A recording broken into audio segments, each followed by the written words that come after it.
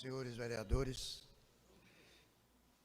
colegas advogados aqui presentes, que eu cumprimento na pessoa do doutor Alexandre Loyola, que é integrante do escritório Santana Advocacia, do qual eu também sou um dos membros. Quero saudar a imprensa na pessoa de Tati, funcionários da casa, todos na pessoa de Juliana, que breve estará se formando em Direito. Mas eu quero, inicialmente, antes de cumprimentar a doutora Cecília, que é a protagonista das contas que estão em julgamento, e já me antecipando, quero dizer, doutora Cecília, que o parecer do Tribunal de Contas, a manifestação da comissão que votou pela aprovação por unanimidade e as suas justificativas nas questões das ressalvas, dispensaria qualquer ato de defesa. No entanto, a gente tem que cumprir o que determina o regimento interno e que tem base, é claro, também num princípio jurídico maior, que são os princípios constantes da nossa Constituição Federal.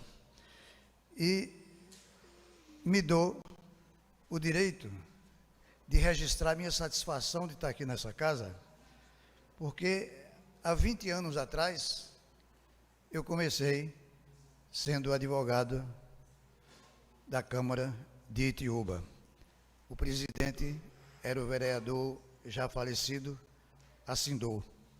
Depois, continuei na gestão do presidente Evaldo, e que, inclusive, lutou pela construção desse imóvel, e que se travou uma batalha que eu tive participação como advogado, porque havia uma movimentação contrária na construção desse prédio aqui. E os pedreiros trabalhavam durante o dia, quando era noite, os vizinhos, ou não sei quem era, chegavam aqui e derrubavam tudo. Então, a obra não andava. Foi preciso ingressar na Justiça, para a Justiça garantir a continuidade da obra, e hoje nós temos esse prédio que é da referência do Poder Legislativo da região do Piemonte Norte e do Itapicuru. Mas depois veio a gestão do atual prefeito, que foi presidente aqui da Câmara, Zé do Rádio. E, por fim, servi à Câmara na gestão do vereador Valmir Peixinho.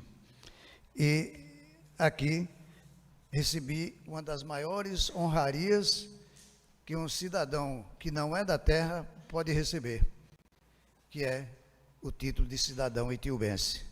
Portanto, eu tenho uma história muito próxima de relação boa com o Poder Legislativo de Itiúba, mas fora daí, na minha militância jurídica no foro local e também defendendo o Poder Executivo na gestão da prefeita Cecília, terminei me tornando um apaixonado por Itiúba. É tanto que eu participo no programa cultural que tem todo domingo aqui, opinando a pedido do meu amigo Charles, para não quebrar esse vínculo de aproximação com a comunidade de Itiúba, que hoje são todos meus conterrâneos. Então, eu me revelo satisfeitíssimo e feliz em estar aqui de novo nessa casa. Pois bem, julgamento de contas. Nós temos que considerar alguns aspectos de natureza constitucional. A Constituição é clara quando diz que os tribunais de contas, eles são auxiliares dos poderes legislativos. Por que isso? Por uma questão muito simples. Ninguém se forma para ser prefeito e nem se forma para ser vereador. por isso que a sabedoria do constitucionalista foi no sentido de oferecer um apoio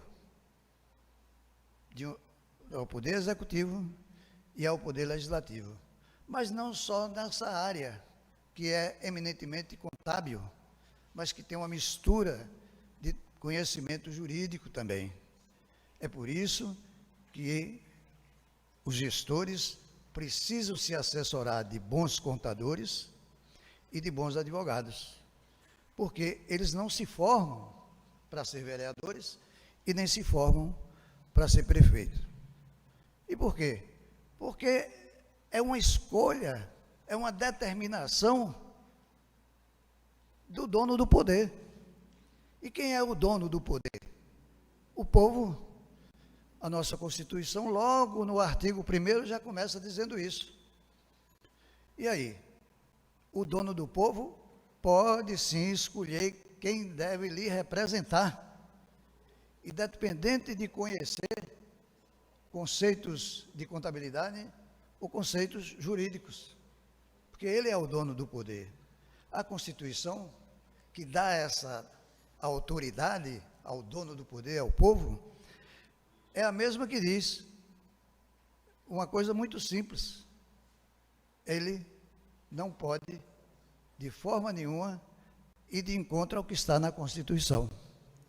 É por isso que, entre as inelegibilidades constitucionais, nós encontramos o analfabeto como impedido de ser votado para cargos públicos. É uma determinação constitucional, mas não lhe veda o direito de votar. O fato da pessoa não ser alfabetizado não lhe impede de escolher o seu representante. Então, esse poder que vem lá do povo é tão importante que lhe dá a condição de escolher quem ele quiser para ser o seu representante, menos o analfabeto. E aí, o que é que acontece? Esses eleitos que não se formaram, não fizeram curso de bacharelado em Direito, ou de Contabilidade, ou de Administração, ou de Economia, de Psicologia, Filosofia, ou qualquer outra graduação, ele precisa ser assessorado. E é daí que vem a ideia dos tribunais de contas. E que aqui na Bahia nós temos o do Estado e dos municípios. Em outros estados, dentro do Tribunal de Contas do Estado, há um setor, uma coordenação exclusiva para os municípios. Mas o exemplo da Bahia já está se expandindo para outros estados. O Rio de Janeiro hoje tem Tribunal de Contas para os municípios. E alguns outros estados já estão providenciando a existência de um Tribunal de Contas municipal. Pernambuco já tem há algum tempo. Era agregado ao Tribunal de Contas do Estado, mas já se desmembrou e tal.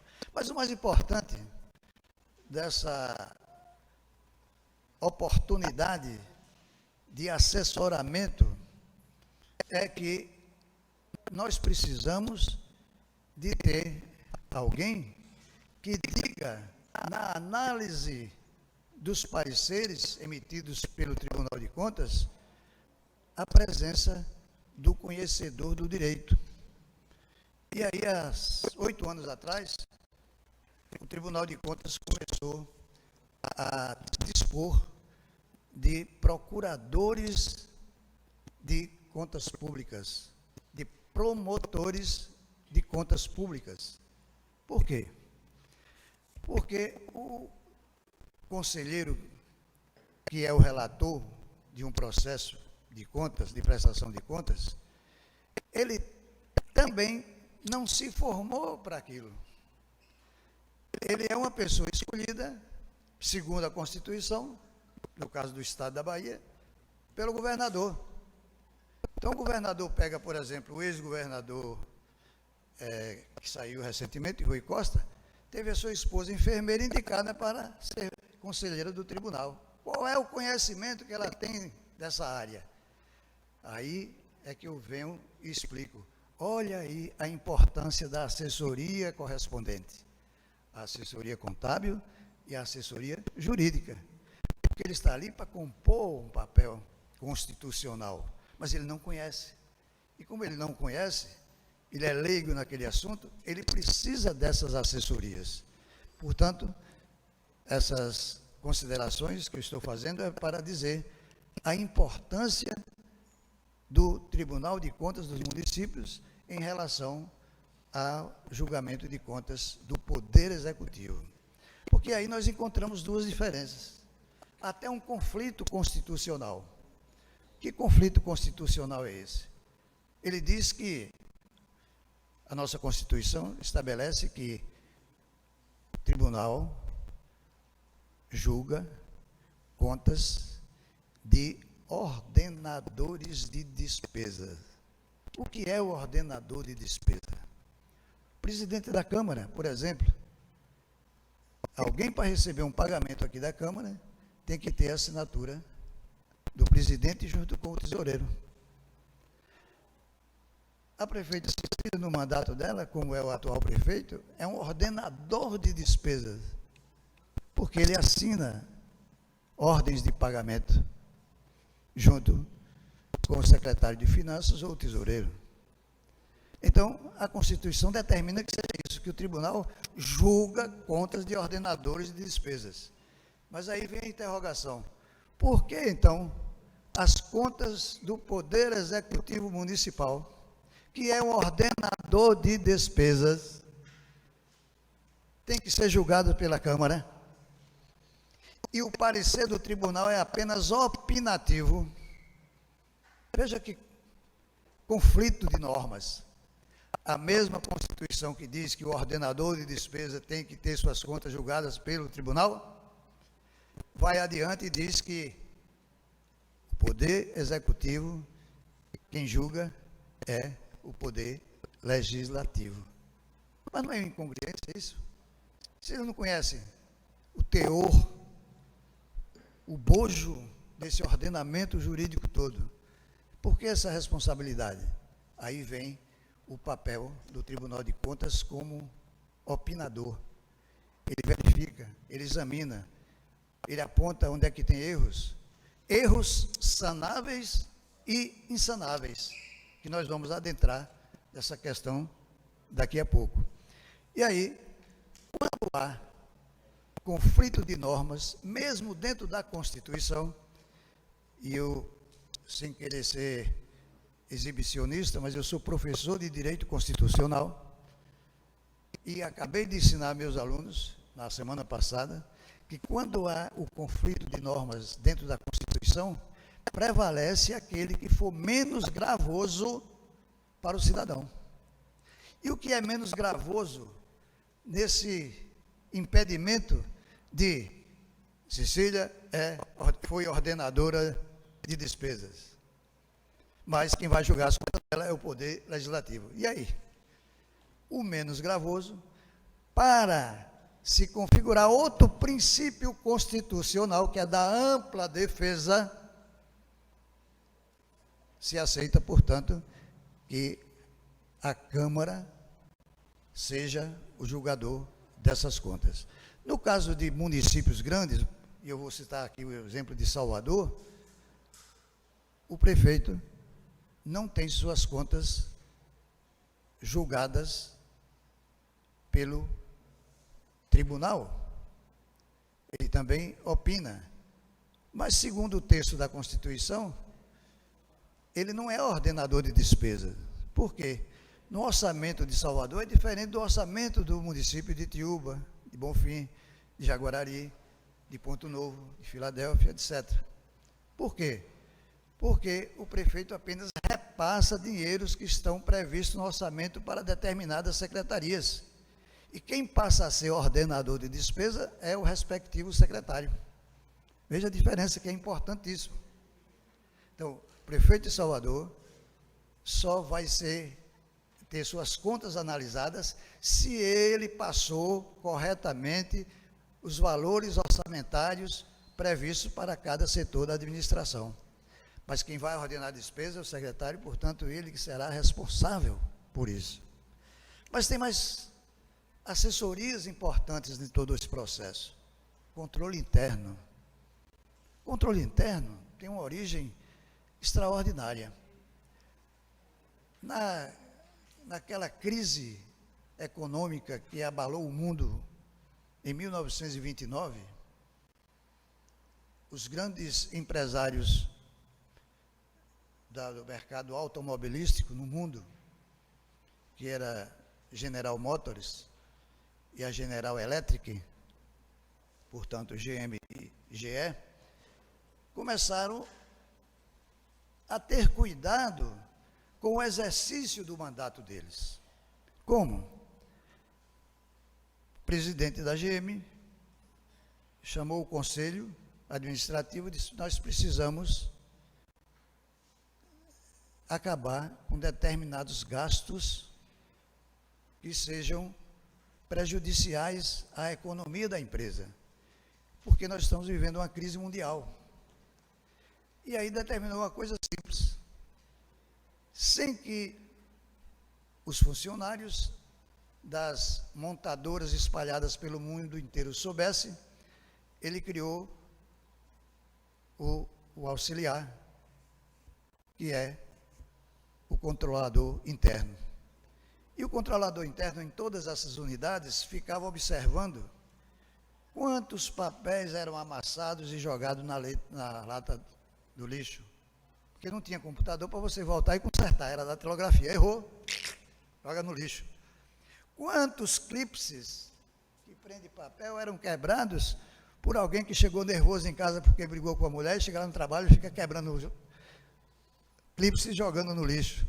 E aí foi fazendo esse levantamento em todas as unidades montadoras no mundo inteiro. E a descoberta foi impressionante. Chegou à conclusão que em um ano, todos aqueles gastos de coisas tão simples daria para abrir uma nova montadora em qualquer outra parte do mundo. Veja como era importante esse valor. Então, no governo Fernando Henrique, veio a ideia do controlador interno, que ainda não está, como determina o texto constitucional, porque deve ser uma pessoa concursada, escolhida para o cargo com conhecimento na área de contabilidade e na área jurídica. Porque o controlador interno tem o papel de evitar que aconteça o problema e não de vir consertar o problema.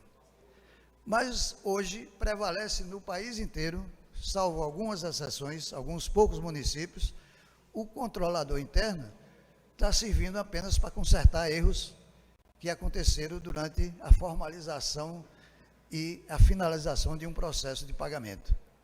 Não, o controlador interno tem que estar presente desde o nascimento, que é o ordenamento do serviço, a autorização do serviço, até chegar à fase final de pagamento. E mais, na hora do pagamento tem que ver se quem vai receber está em dia com suas obrigações fiscais. Está devendo ao município, ao Estado, à União, vai regularizar e volte. Se não tiver na área trabalhista, está sem problema, tira a certidão e apresenta. Se não, não recebe aquele valor do serviço prestado. Então, considerando esses aspectos todos, sobre julgamento de contas, nós temos que partir para o mérito das contas que estão em julgamento. E esse mérito, eu posso dizer, doutora Cecília, senhor presidente, demais vereadores, que até dispensaria a minha participação, ou até a sua pessoal, porque a Constituição e o regimento interno da Câmara faculta isso, a senhora pode fazer sua própria defesa, como pode autorizar alguém a fazer.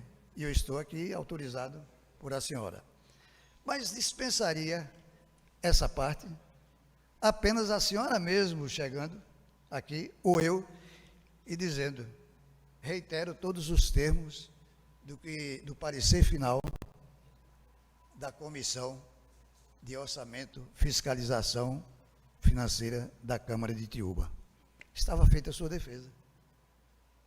Porque está bem claro. E tem um detalhe: as suas contas foram aprovadas por opinativo, ou seja, recomendadas para aprovação na Câmara, pelo Tribunal de Contas, que é assessor do Poder Legislativo, fazendo algumas ressalvas. Mas o que é que significa ressalva na aprovação de contas? É muito simples. As ressalvas, eu até anotei aqui, aprovar com ressalvas significa que está aprovado. Veja a definição da doutrina mais abalizada do país. Silvia Zanella Di Pietro, numa das obras de direito administrativo dela, diz exatamente assim, como eu transcrevi aqui: aprovar com ressalvas significa que está aprovado.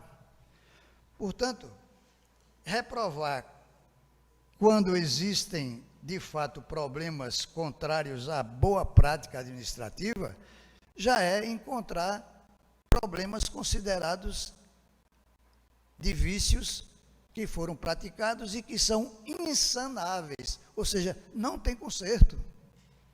Por exemplo, vamos lá que o gestor mande pagar uma obra que não foi realizada. Não tem como consertar, porque a obra não foi realizada. E um dos maiores administrativistas desse país, que já faleceu há uns 3 anos atrás, Maí Godoy, que é goiano, era goiano, numa visita por aqui, inclusive em Tiúba, lá no Clube 2 de Julho, se não me engano o nome, ou é Baneb, não sei, clube que tem aqui, numa palestra feita pela União de Vereadores da Bahia, ele disse uma coisa que eu anotei e depois fui encontrar em livros dele, muito interessante, sobre os vícios sanáveis e os vícios insanáveis. Ele diz: olha, quando o gestor tem questionado uma obra que foi realizada e está sendo questionada só pela questão do valor, que estão achando que foi muito alto ou que foi superfaturado, é mais fácil de defender, porque depende das circunstâncias em que se fez a licitação e do momento econômico do país, que é previsto um valor e termina a obra com um valor muito maior por causa do processo inflacionário. E aí ele explicou: torna-se insanável se na apresentação da documentação que pagou a obra, vai lá no local e a obra não foi realizada. Aí não há milagre, são vícios insanáveis. E o que nós encontramos no parecer prévio que a doutora Cecília recebeu do tribunal e que se justificou à Câmara, apresenta 4 situações plenamente sanáveis, que não são vícios que levam à reprovação. São vícios que determinam uma espécie de alerta. Olha, cuidado para que isso não se repita. Por exemplo, um problema que Itiúba enfrenta e que todos os municípios do semiárido, e eu posso ampliar isso, todos os municípios do Nordeste e Norte da Bahia enfrentam, que é a dificuldade do cidadão para cumprir obrigações fiscais. Quais são essas obrigações fiscais? Pagamento de impostos municipais, IPTU, ISS, principalmente. Ora, ele tem uma dificuldade enorme de sobrevivência por viver numa região pobre. E aí, ainda tem que pagar por aquilo, quando ele já paga, por exemplo, o imposto na hora que ele consome 100 gramas, 200 gramas de arroz, 100 gramas, 200 gramas de feijão, 100 gramas de carne. Ele já está pagando no preço que pagou ali, no local da compra, um tributo. E ainda tem que pagar outros tributos, pelo direito de propriedade, terreno, casa, ou imóvel qualquer, o IPTU. Então, é muito comum a gente ouvir dizer, o consumidor, o cidadão simples, o munícipe, dizer: ah, mas a minha rua não tem calçamento, por que é que eu vou pagar IPTU? Ele não está pagando por ter calçamento ou não ter. Ele está pagando porque a Constituição diz que ele, sendo proprietário, ele tem que pagar aquele imposto anualmente. Ou seja, é uma ordem, uma norma estabelecida na Constituição.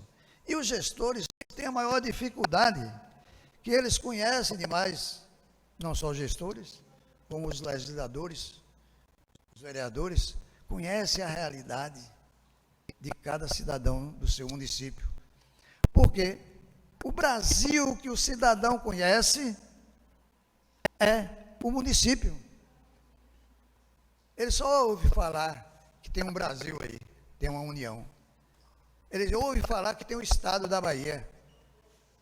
Mas na hora que ele precisa de serviço médico, na hora que ele precisa do abastecimento de água na zona rural, na hora que ele precisa dos serviços mais elementares para varrer a rua dele, para fazer o esgoto, ele procura o vereador mais próximo ou diretamente o prefeito.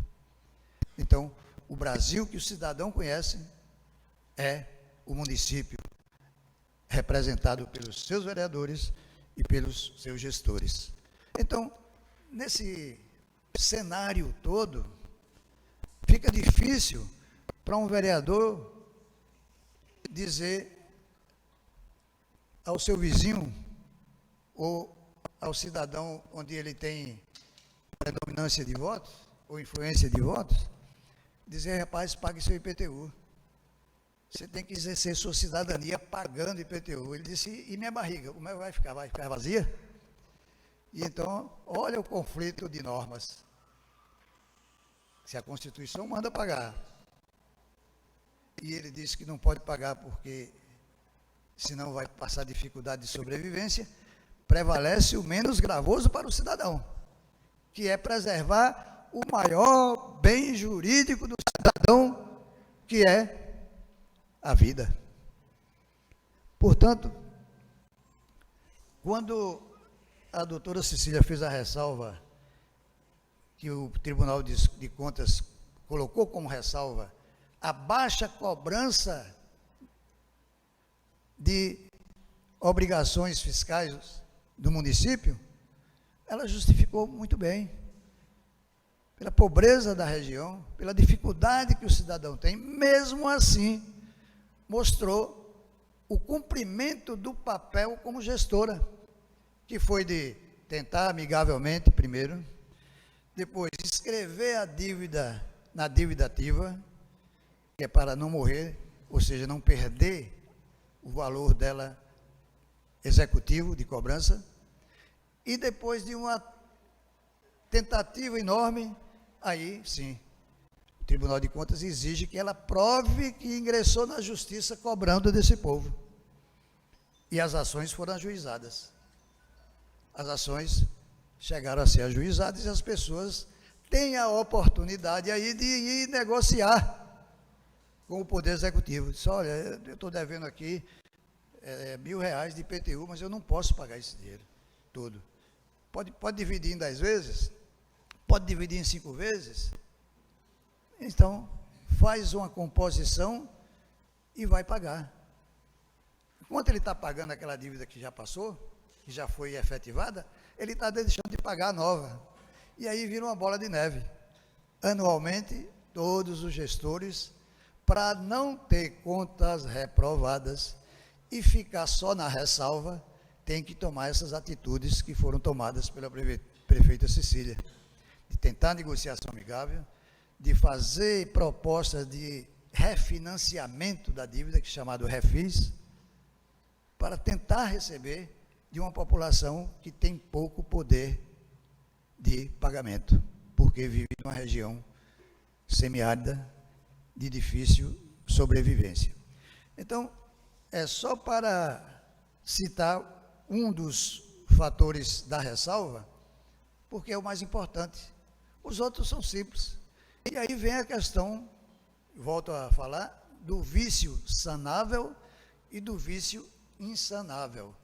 Então, foi um vício sanável essa questão de cobrar, de recebimento baixo de percentual de dívidas municipais do cidadão com o município?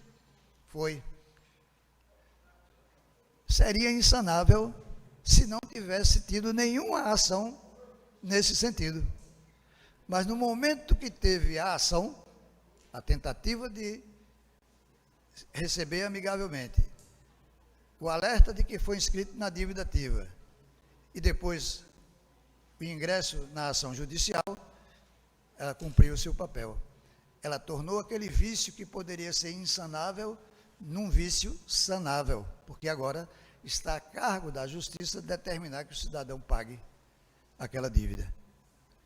E ele vai ter que pagar, porque senão ele vai ter sérios problemas de crédito, porque isso automaticamente é inscrito nos órgãos de proteção do cidadão. E ele vai precisar de receber algum benefício, ele vai precisar de contratar com o poder público, e aí vai estar o impedimento. Então, de qualquer forma, é um meio coercitivo de que a determinação constitucional se faça, se execute. Mas importante nesse cenário aí, do exemplo da dívida de IPTU e ISS, é outra questão que acontece muito nos municípios do porte de Itiúba. É a dificuldade que o cidadão tem para manter em dia as suas contas de sobrevivência. E ele, na imaginação, pensa logo, eu vou comprar a minha feirinha de hoje, sexta-feira, ou de amanhã, sábado, para me alimentar e alimentar a minha família, ou vou pagar o IPTU? Aí é claro que ele vai preferir a vida dele, preservar a vida dele.